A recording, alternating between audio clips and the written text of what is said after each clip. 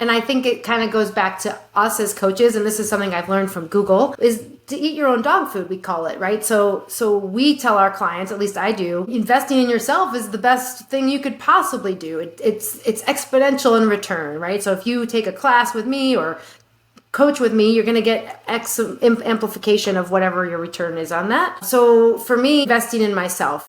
Welcome to Career Coaching Secrets, the podcast where we talk with successful career coaches on how they built their success and the hard lessons they learned along the way.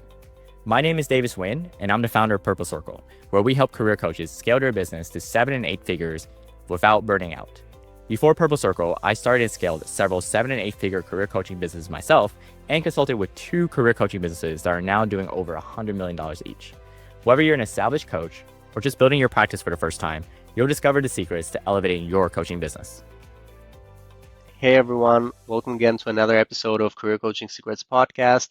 Today our guest is Rachael O'Meara, an executive coach, speaker, and EQ trailblazer. Rachael is the CEO of Power of Pause and a former Googler turned best-selling author and TEDx speaker. With over 2 decades in tech, including 13 years at Google, she now partners with senior leaders at companies like Amazon, Meta, and Accenture to prevent burnout and elevate leadership through emotional intelligence and somatic tools and self-awareness. Her work is grounded in both science and lived experience. After burning out at Google, Rachael transformed her leadership style and now helps others do the same. She's also a competitive athlete and a passionate advocate for sustainable high performance. Welcome to the podcast, Rachael. Hi, Regin. It's so good to be here. Thank you for having me. It's a pleasure to have you on. Rachael, tell me a little bit more about what inspired you to become an executive coach. For me, my entire career was in the corporate world. So I spent my career in tech, working first in online advertising, DoubleClick. Then I moved into, I was in telecom before that. Then I was at Google for 13 years. So what I wanted to do was support other people who were in my world, similar to me, who weren't really doing great in terms of sustainable high performance, meaning feeling really stressed out, not clear on what might be next in your career, or being at the next level of leadership. I like to call it just your next level of leadership. And as executives, you're already pretty seasoned and at the top. However, I think a lot of executives are burned out, or they're not feeling like they can get sustained, or they aren't sure what is next for them, and things don't feel as thriving and fulfilling as they once did. You know, that's not everybody, but to me that was inspiring because I burned out. I burned out of Google about 2 years into Google.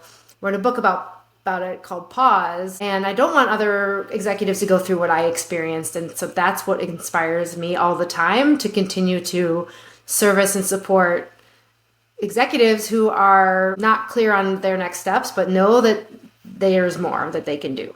And while working at Google, you mentioned a little bit at the beginning that you were at the same time doing your coaching business on the side, right? I was, yeah. So what I have, so just to give you the lay of the land. So I'll take you back about 13 years ago. I did burn out of Google. I took a 3-month unpaid break. I didn't have any training as a coach. I didn't have any emotional intelligence tools. I didn't have any mindfulness tools, all the things I tell people about and share with them now on what they can do. I had an MBA. I was an achieved national champion rower. I had done all these great things, checking off a lot of boxes. However, I really was feeling like I was a failure in many ways, and I was getting the feedback from my manager. So I took this unpaid break. I did return to Google because I realized, hey, it's not the company, it's me, and I need to do something different. And so I started studying emotional and social learning. I got a master's of transformational leadership and coaching, but I stayed at Google. I stayed at Google 10 more years in a sales role with a product called the Ad Exchange because I was working on myself. And so I launched the coaching business, Power of Pause, part-time. I did a lot of volunteer hours as well at my company and coached a couple hundred Googlers volunteering, but I also knew I needed to get the ground under my feet for my business. So I launched in 2015 part-time. And the book came out in 2017. I got my certification in 2016. And that was, here we are 8 years later. And I only left Google 3 years ago. So I did a lot of side hustling because I could. And I didn't want to necessarily jump fully into the deep end without having a structure under my feet, my business, so that I felt like I knew what I was doing, really. And that's how it started. And after 3 years of leaving Google, how does that look like? Do you feel that it was the best decision at that point? Yeah, and so I'll let you in on a little secret, and it's not a secret so much right now, but it really was up until I left.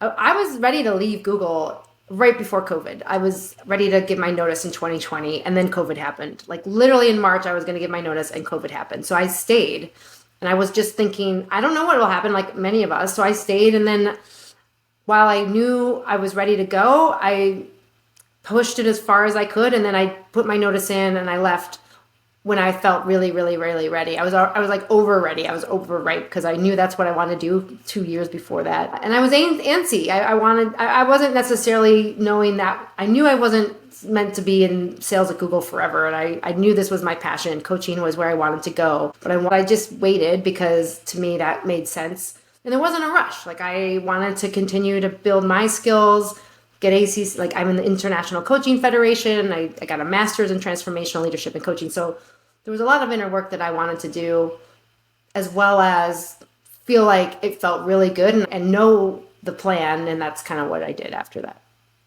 Did that answer your question? I feel like I just Yeah. rambled on. Yeah, it did answer the question. Also wanted to ask you, so I know you work with executives, but is there a specific industry? Is it maybe because you were in tech that you mostly work with other executives in tech, or is it not industry specific? Yeah, great question. So I've morphed over time. So let me bring it back. Like I started the coaching business 2016-ish.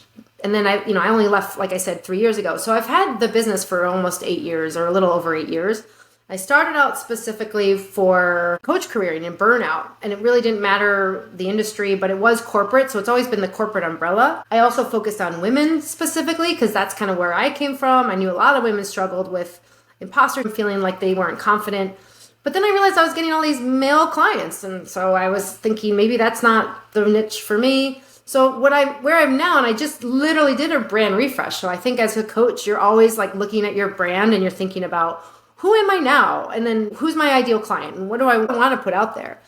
And I feel like that's kind of this new pause area, the area that I started in just this last couple months. But to answer your question, right now it's tech leaders, and they can be men, they can be women, but it is mostly high achieving senior leaders. And so maybe they've been around the block a little bit, or they're in a career pivot. Like I know I've got great clients right now that I work on one-on-one, and I also have a group coaching program where they know that they are wanting to do something else, but they don't know how to get there. And so that's what I specialize in. I don't think it's really industry dependent, but I happen to work in Google and tech. So I feel like I speak the language, and I work with executives across the board from the companies that you mentioned. And it tends to lend itself well because I do think in tech, it's like a really high paced area. I think we forget kind of ourselves along the way if we're just go, go, go. And I've also worked in healthcare a little bit too. I did a venture studio that was in biotech the last 2.5 years. So I've worked with founders and entrepreneurs as well. But I'd say my sweet spot is the tech world, but also, women in the tech world, data gurus, incredible leaders in that space, but they're ready for something else, but they just don't know how to get there, or they're done and tired and they want to not burn out and they want to like reinvigorate in a way that feels really good for them. And that's what emotional intelligence does. It teaches you, it teaches anyone who has those tools, because it's all learnable. If I learned it, man, like anyone can learn it. Then you get to be the CEO of your to-do list, your inner leader, and all these things can start happening that maybe weren't happening for you already. Nice. Thanks for sharing that. Yeah, that definitely brings a picture in. And I'm assuming that also you, like some people that are currently your clients could also be potentially from Google since you had that journey. Do you ever get that? I do, yeah. I mean, I work with Googlers, former Googlers, current Googlers, and pretty much like the top 5 big companies of global tech we all know by name. And then I also work with other folks in small companies too. But yep, I think Google's not immune. Everyone needs help. I think coaching is a aspect where more and more we're learning that no one can do it alone, and whatever your goals are. And executives, especially, like a lot of great companies have resources internally that already provide coaching, hopefully. And some do and some don't. And it just depends on what they want. In my case, I like to work one-on-one with corporate leaders that may not have me through the company because they feel like they can tell me whatever's going on. There's no three-way back channeling to a company HR person, for example. They get to tell what they want to tell. And for some reason, I like that too. And I do both, though. I definitely do both. And you and I were talking earlier about consulting and contracting with other coaching companies, and that part of me helps me grow my business, helps me bring in more clients and more revenue, and they do other things than what I do, but I'm still working with the leaders, helping them accelerate in their career but feel really good. And so that was the Bloom Consulting I was talking about. They do that internally with other companies. Yeah, yeah. And where, like, apart from like this company that you mentioned, when it comes to leads that you generate on your own, where do they come from? What is like the main marketing channel or channels that you're Yeah, I using? spent a lot of time. I spent a lot of time figuring that out, and I've taken courses with experts who helped me launch my group coaching program. But I'd say, now that I'm a couple years in, there's a few different channels that I work with, and one is just old-fashioned social media. So I do posts for LinkedIn primarily. I try to post daily. I recycle posts as well. I use a great tool called SmarterQ that is kind of keeps things evergreen, which helps me tremendously. And then you get to use like AI within that.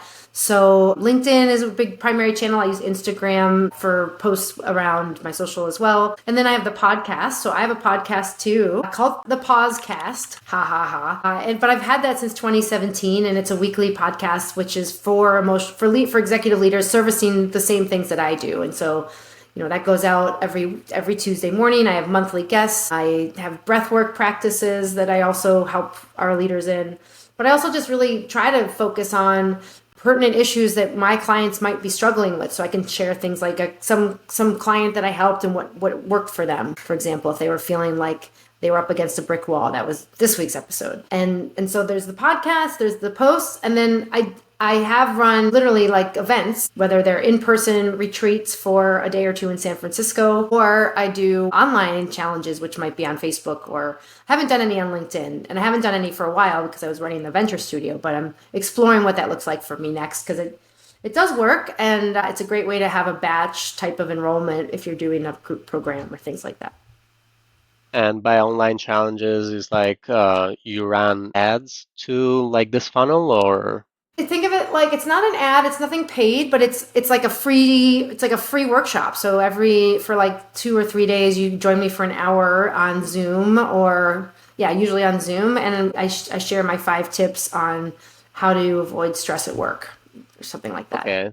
So So it's a it's like a free 3-day challenge. opt-in opportunity. I haven't done that online though for a couple of years because I had this other business I was kind of putting front and center that was taking up a lot of my time. So I think as a coach, you have to choose what works for you, and some topics, I think my mentor, I've had a lot of mentors, and my mentor used to say, there's 3 main categories. You're either in the health coaching business, relationships, or like finances. So one of those 3, right? And usually it's like in those buckets. And so those are great for any type of online learning challenges. And sometimes they're charged for them. I actually do sales on the side as well for other coaches who are leading those types of challenges. One is women's health, and I help her with enrolling in her year-long program. So like that's another channel. It's not for my business, but I like that business. It keeps me sharp on my sales skills, and I try to offer those services to other folks in exchange for commission.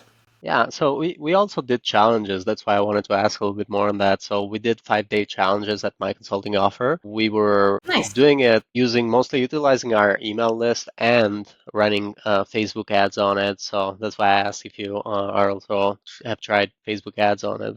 I forgot to mention email lists. I have used Facebook ads in the past, but like I said, I haven't run anything recently. And I do think you have to be pretty dialed in for the Facebook and marketplace to work in your favor. I don't know enough now because I'm kind of out of touch with it myself from the ads, but I've definitely done it where it's like not even that much a week, a couple weeks prior to the event, and I come up with a couple images, and then there's an email campaign. If people sign up on my website, the landing page goes there, and then they opt in and they get added to my email, and that's been a great way to get enrollment as well. Yeah, good point. And what is the strategy? And sorry, I'm diving a little bit deeper in this, but I'm also curious for myself since I'm also new to Because you're a podcasting. marketer. Yeah, I'm also like new to podcasting, so I wanted to ask like, what is like the strategy or the back work on like when it comes to your podcast? Yeah. And so like I said, so my podcast has evolved as well, just like what I offer and the people I serve and things like that. I mean, the bigger umbrella has always been corporate, like I said, and I don't think that'll change. I like to think of it like I'm talking to one person and I'm out just sharing whatever as if you and I were in a coffee shop. That comes across, at least in my realm, I think it comes across as genuine. It comes across as conversational, and someone could just lean in and be like, oh yeah, like I struggle with that too. Or I really want to learn about how to get my own personal branding better at work because I feel like I'm all over the map or whatever that might be. I've done an episode on that. So that's my strategy. And I do it without a script. So I have ideas, like a topic. I have a spreadsheet where every week I type in like, here's my topics, and I'll have a list, and then I'll sort it. So it's literally a Google spreadsheet.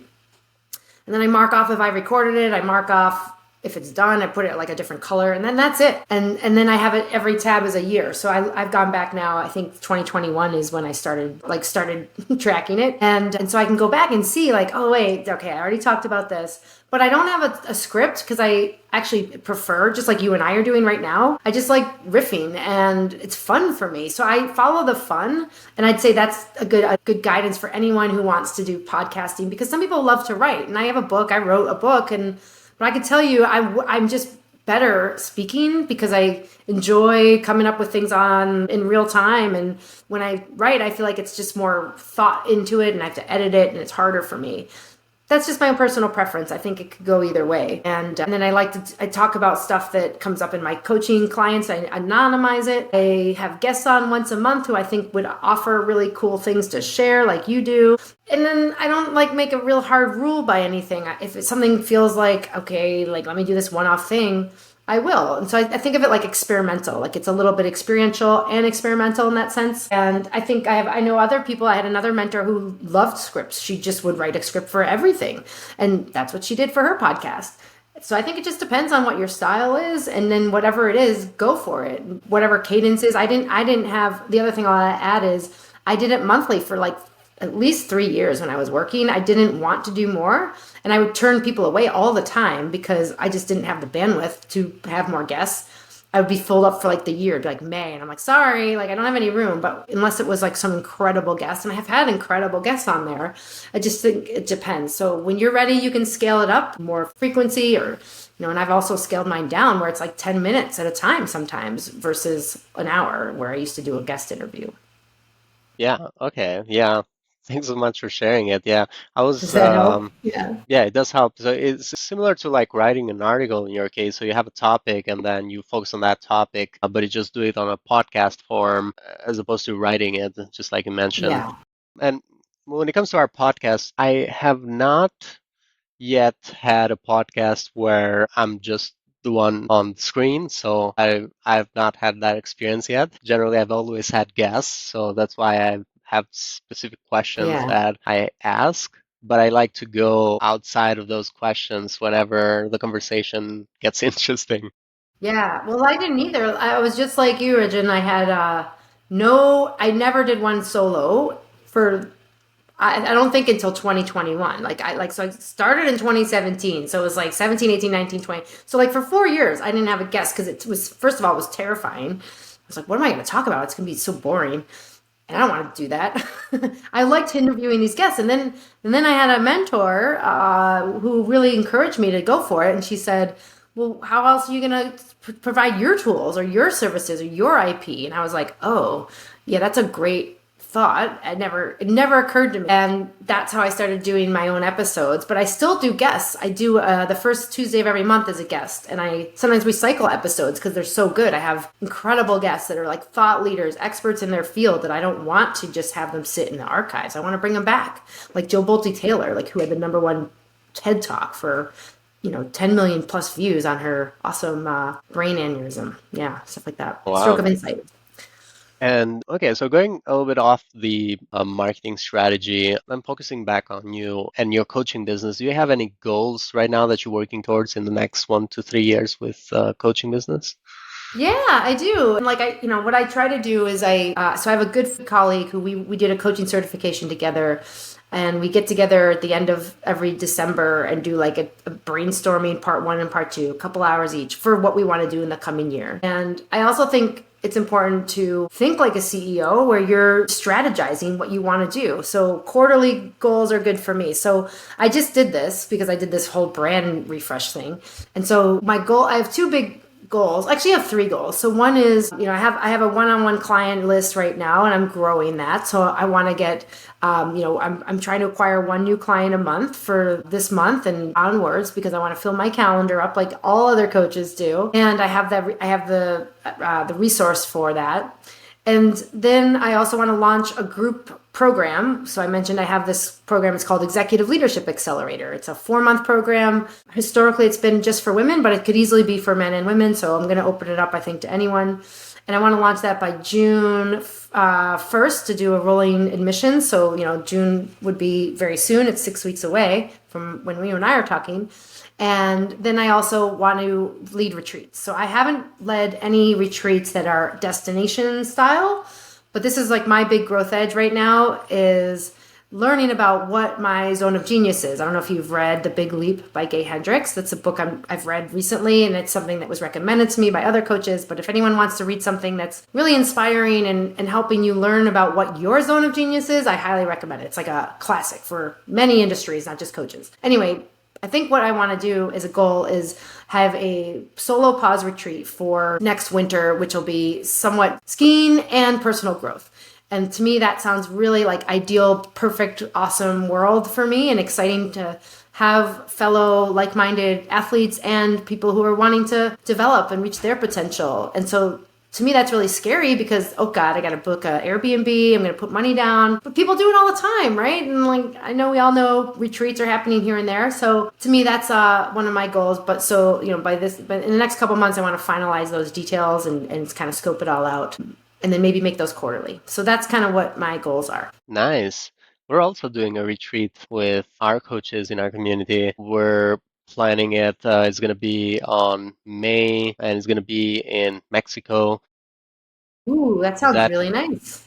yeah, and there's been a lot of operational aspects of it going into it. And I think I'll share more about that once we get through the podcast as well, because that is very specific. But I'm sure a lot of people might be interested in that. Yeah. yeah, the retreat is going to be something that we're also going to cover potentially in one of our episodes as well. And I also find it interesting. You're also launching a group program. So right now, mostly you're doing one-on-one, right? Right now I am. Yeah. And that hasn't always been the case. I think, and anyone who's been in a group coaching program knows the power of amplifying impact within a group. And I think you learn more. I think there's more to absorb. There's more collaboration. There's more community. And I just think it's an incredible way to embrace how you can reach your potential. So yeah, that's the goal is to have at least a cohort, maybe more, go through that this summer. I've run it multiple times and it's gone through iterations. So it used to be a year-long class. I had that for a few years. I started my first one in 2017, and that was called Thrive, Lead, and Succeed. And now it's the same content, but I made it and condensed it because everyone wants things faster and sooner. And I figured, okay, I'll join that bandwagon right now. And you can pause too, because that's the thing, right? Pausing is an intentional shift in behavior. That's what I call it. But yeah, that's the idea: is have this 4-month class where we meet once a week for an hour, and then you have assignments, you have readings, you have buddies, and things like that. I like that. I like that you're mixing two different structures within your coaching program. And In terms of investment, what has been one of the best investments for you that's kind of like you felt that throughout the years that that was the best investment?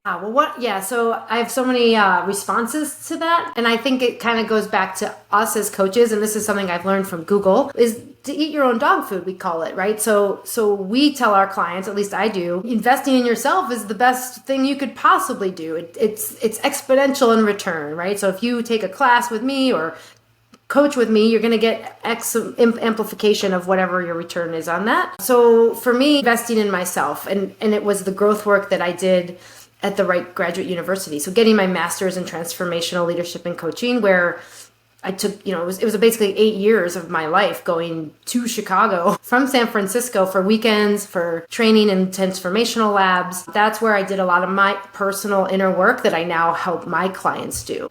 That means lasting change for them. That means changing all of the unconscious beliefs that go through your mind that keep you stuck in ways that don't want to happen. And so to me, that learning all the EQ tools was probably by far the most impact I've had on my life. And then I also invested in the business coaching side of things too. So marketing, learning how to talk and be visible, having a writing coach when I wrote my book. I think I think most coaches are lifelong learners, in my opinion. And I think it's easy for us to say yes to investing in ourselves, but not always, right? It just depends. And so I continue to have a coach. I think as a coach, it's really important to have a coach. And I haven't always done that, but I think, going forward for the rest of my life, as long as I'm coaching, I will have a coach. Just maybe change it up or have a different coach and learn new things. So to me, that's a lot of things that come to mind. I have many. And it has been the case with almost every guest that I've had where they've mentioned that they always have a coach, and they say that you cannot ask someone to be their coach if you also don't have a coach yourself. Now, obviously, for me, this is something that I've learned here because I'm not a coach. So, Well, here's another thing, which I think if you are part of the International Coaching Federation, the ICF, there's a reciprocal coaching program. So for $50, you get a coach for 6 weeks if you want, if you're part of that organization. And I think there's similar ones in other global orgs that are similar. And you don't have to have an accreditation. You can just join. So to me, that's worth its weight in gold. And I haven't done it always, but I've done it enough where even if I don't know and I don't have any money to have a coach, I can pay my $50 and get a coach for 6 weeks. It's pretty awesome. And at least you have something. wow, 6 weeks. That's a very good deal. Yeah. Right. And Is there a better deal than that? no. And I wanted to ask you, since you mentioned EQ, is there like a specific book that you would recommend in EQ or So no? many books. Yeah, of course. Well, pause, but that's, a given. That's the book I wrote. Yep. And it's Pause. called Harnessing the Life-Changing Power of Giving Yourself a Break. So it's my story of burnout and a lot of the tools that I spent learning over multiple years at the Wright Graduate University. I also love Growth Mindset by Carol Dweck. I think that's EQ right there. And then Daniel Goleman, who's kind of considered the front runner, the name we associate with emotional intelligence, because he brought it to the business world. It was actually an economic term. And then he wrote Emotional Intelligence in 1996. So it's only been around about 30 years. But I'd say his original book, and he's written, I think, like 25 books by now. And I took his coaching certification. He wrote more books for that. I think anything by him is great. And he's also got one with mindfulness with Richard Davidson. Both of them have been on my podcast. But I think that those are great places to start. Mine kind of brings it from different disciplines, and Daniel Goleman's in like his specific realm of his competency. So I feel like they all add different things. Even Carol's Growth Mindset. Ellen Langer's Mindfulness is also really good. Yeah, thanks for sharing all of these. I'm just keeping notes as you were Also on my speaking. podcast. Yeah, Yeah. I could just keep going. There's so many good books because it's such a hot topic, and we all hear this buzzword, right? Like EQ, emotional intelligence, because we're finally waking up that it's not just about IQ. And now there's like SQ, like spiritual quotient. Like there's all kinds of stuff that lends itself, I think, to the business world that is adapting because we need it. We so need it, and it's the number one tool and resource needed in leadership interviews and all these kinds of things when it comes to how do we do better in business. And it comes back to team EQ and regular EQ for all of us. And that's very, very helpful. And I wanted to ask you also, throughout your years of coaching, is there something that you wish you had known first when you started scaling your coaching business? Is there like an unexpected lesson learned? So maybe had you known that, you would have left Google earlier or something like that? Yeah, yeah. Great question. Probably many things, and what comes to mind right now is always guessing that I don't know, like thinking I don't know something. So maybe feeling hesitant because maybe I shouldn't work with women, maybe I should work with men and women. Charging, what do I charge? Feeling like I had no clue what to charge, and I just went with what I thought. So looking back, I don't have any regrets. Like I'm glad I stayed. I'm so grateful for Google. I love the team I was on. I love my managers. Like, and I think you kind of just got to follow your gut and your intuition for what works for you and ask for support. Like, get help. Like, sign up for business coaching so you know how to grow your business. Get marketing support on how you could make Facebook leads and grow your audience, if that's what you want to do. So I think it's just about being curious. That's kind of what I share in a lot of the talks that I do is ask yourself what would work for me right now if you're not clear on it. And you will come up with the answer. Maybe you journal about it. Maybe you have a conversation with other coaches that you've met in your networking. Networking is a huge part, which I've always done and thought was a big part of my business. So you can do affiliates and marketing from others and reciprocity. I don't think there was one thing that held me back, but I think it was just generally like not being 100% clear on maybe what my niche was, or not sure when I would start a program. Even me with my retreats, I'm like, I don't know if this is a good idea. But now I'm like, yeah, no, it's been 5 years. I thought about that idea and now I'm really going to do it.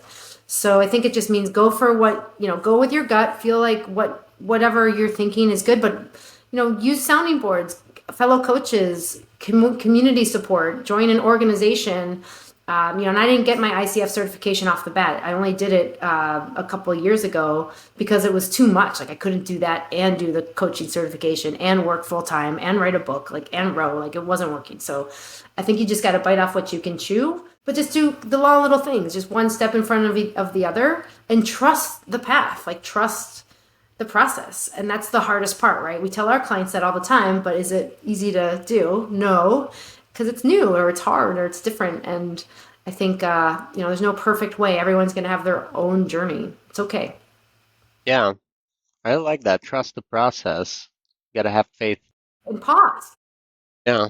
So intentionally shift your behavior as you do it, right? So check in with yourself. Like, does this feel aligned? Yes or no. If you're moving too fast, okay, that's maybe too fast for me. I feel like I don't even know what's next because I'm going at a pace that isn't sustainable. And it's okay to do that for a while, right? We all have like peaks and valleys of our growth cycles and pace of what we want to do. So check in with yourself, understand what will serve you, and trust that process. What would you say are your biggest challenges right now when it comes to scaling your coaching business? Yeah, well, the world is changing, as we all know. And I think we are democratizing emotional intelligence and coaching, right? So you can get on a platform and pay $20 probably for a coaching class if you want. I think what's important to know is your value and what is it that you bring that might be unique to you for this. And so use and leverage the tools out there, whether it's the like AI tools. So ChatGPT, I use that a lot. I use that I fed in like a lot of draft ideas I had in my branding, and it spit out this incredible, very polished document that now is my go-to, that made it better and sounded better than what I could have, right? So that's for me. I also enjoy like listening to podcasts, things like that. But I also think as a coach, don't think that it's going away. Only more people are going to need you.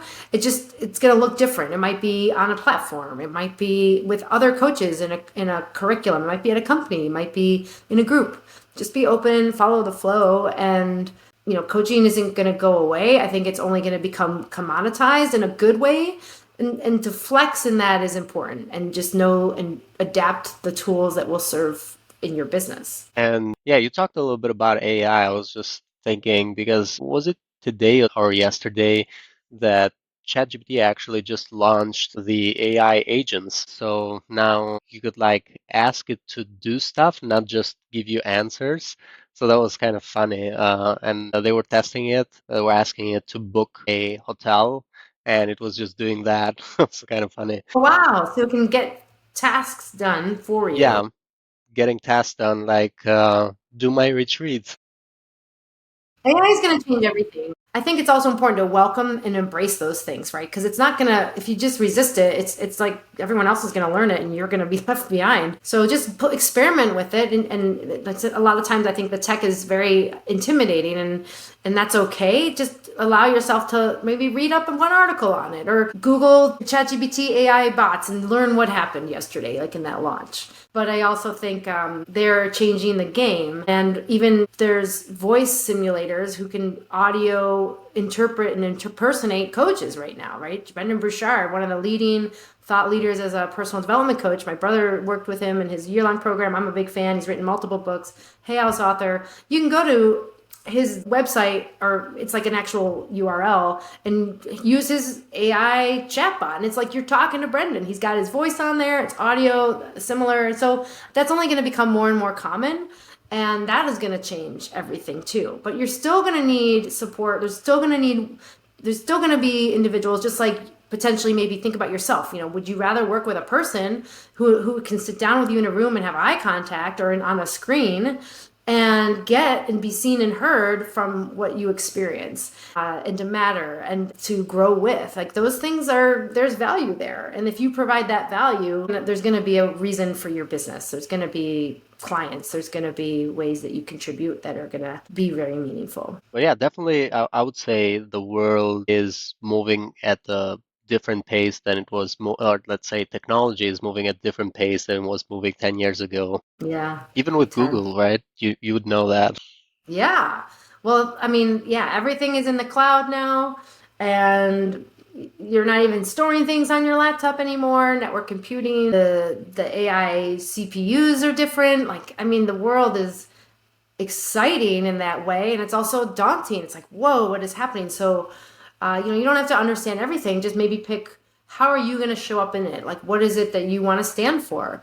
And what will work for you? And maybe it's just learning about those things. Maybe it's not even using them, but understanding clients that might have knowledge of those things. It doesn't mean you have to be an expert, but if you're aware of those things, I think it really serves you to be understanding trends, current events, what's the latest and greatest, because they're going to be here even if you're not using them now. Like, your clients might be using them, or you'll hear about them and they will make a difference. Totally. I wanted to ask you, how do you currently handle the balance between delivering great client results and managing business growth on the other side? So working on your Yeah. business versus working in your business. And I had a mentor who really worked well on my end for me, Sage Levine. Her company's called Women Rocking Business. She works with women thought leaders and coaches. Really, I think when you work with mentors, they teach you to work on your business. So most coaching platforms and schools don't teach you how to grow a business. I think there are exceptions to that rule, but I know when I did my master's and coaching degree, it was just to be a coach. So we have to bring in ways that we can work on our business as well as in the business. So I think it makes sense to come up with a plan. Maybe it's a weekly plan where you can chunk your time daily, and the weekdays, let's just say you work Monday to Friday, 40 hours, whatever it is that you work. But what is the day or afternoon you're going to work in the business? Where are you going to have clients and you're going to group them together? Where are you going to work on the business? So for me, that's very, very important to do. And there's also resistance there, I think, for a lot of us, or fear. And for me, I had no experience. I have an MBA. I had like great financial and management expertise, but did I know how to run and launch my coaching business? No. Like, I didn't know how to market myself in a brand that wasn't necessarily another company. And it's kind of daunting, I think, if you're not ready for it, or if you're kind of like, wow, I don't need to show up, but like maybe I do need to show up, because then otherwise, how am I going to get my clients? How am they going to find out about me? Okay, so I feel like that's the first step, is to know that it requires both, and then come up with a plan that works for you. That's why it's important to get mentorship and to get the support that you need, so that you can put an hour of writing time in your calendar and write a blog article or a post, or you plan the 3-day Facebook challenge or seminar, 1-hour webinar you're going to do on LinkedIn about how to turn an overwhelm into thriving at work, which is like one of the things I talk about. So I think it's tricky. There's no perfect formula, but again, I think it's about what works for you. But you do have to do both as a coach. And if you don't, then I think it's really challenging to be at a place that feels good for you. And like I think the best coaches that I've seen do both really, really well. And they actually scale so well that they get other people. They hire coaches for themselves because they're running their business and it's taking off, like Rachael. And so they have a team of coaches, and that's a wonderful way to scale. And yeah, we did that for my consulting offer as well. We had a team of coaches. How would you say that right now at this point, is it like if it was divided in percentages, what percentage is going of you working on your business and what percentage were you working in your business? Yeah, I think it depends on where you're at in the business. So if you're just starting, it might be like, you could easily make it 100% of your business if you really wanted to, if you didn't have any clients, right? You're just starting. The reality is you probably need to bring and plan time so that you block time out for the client that you are going to get. Intention is actually more important than the percentage, in my opinion. That's a lot of what I teach my clients. It's like, how are you bringing your intention fully all in and committed to what you want to do? So I think, I've heard different stats. I don't think there's a perfect answer. 30% working on your business, if you're running a well-oiled machine, is still important. The other thing I would mention, which I learned from my mentors, is have a say in your first line of marketing. So the copy that goes out, like, be in charge and see that. Don't let someone else run with it, because at least in the beginning, you need to know, how am I coming across to others, and control that first level of marketing, because it really matters. And if you're not in charge of that, you don't let that happen. Like, if you outsource that, which is fine, you can use a virtual assistant, but work with them and approve what they send versus just have them do it. Yeah, thanks for sharing that so much. And is there any final advice you'd give to other coaches who are looking to scale their impact? Mostly, audience is going to be career and executive coaches. I have a lot of ideas on that. I think the first thing I would say, first and foremost, is keep investing in yourself. I said that already. And follow the fun, and meaning make the world that you're in fun for you. Something I've struggled with personally is coming from the corporate world. It's very structured. So it's like, okay, what am I doing now? Da da da da. Even with the pause, when I help people like in this white space, it's really hard to feel like you're doing things because you're not productive or you're not getting the results or whatever. So just, I would say, as hard as it is, letting that go a little bit to know, okay, what really will serve me now for myself? Like, don't leave yourself out of it, because a lot of coaches burn out. I think, I don't know. Do you agree? I feel like they do, just like the corporate world, because we're losing. How do we stay engaged and fulfilled ourselves? So don't make it like you're a coaching machine, although that's awesome. I have a friend who I nicknamed her the coaching machine because she's just like filled up 50 hours a week coaching, but she loves it. So for her, that is following the fun, and she's making great income from it. So, just think about, what is it that I want? That's why the strategy to plan for your quarters is so important, because you can kind of learn what that is. So invest in yourself, strategic planning, as if you are the CEO of your business, and follow the fun. Thank you. Thank you so much, Rachael. And for anyone who wants to connect with you and reach out to you, they can find you on LinkedIn at Rachael O'Meara, or on your website, same RachelO'Meara.com, right? The book Pause is out there on Amazon. Pause the Journal's out there. And then my podcast, it's called the Pausecast. It's on all the big platforms, and would love you to subscribe to that, because it's for all of the tools that I teach folks, whether you're a coach or a corporate leader. Yeah. Thank you so much. It was lovely having you on the show. Thanks, Regin. I really love being here too. Thank you. That's it for this episode of Career Coaching Secrets. If you enjoyed this conversation, you can subscribe to YouTube, Spotify, Apple Podcasts, or wherever you're listening to this episode to catch future episodes. This conversation was brought to you by Purple Circle, where we help career coaches scale their business to 7 and 8 figures without burning out. To learn more about Purple Circle, our community, and how we can help you grow your business, visit joinpurplecircle.com.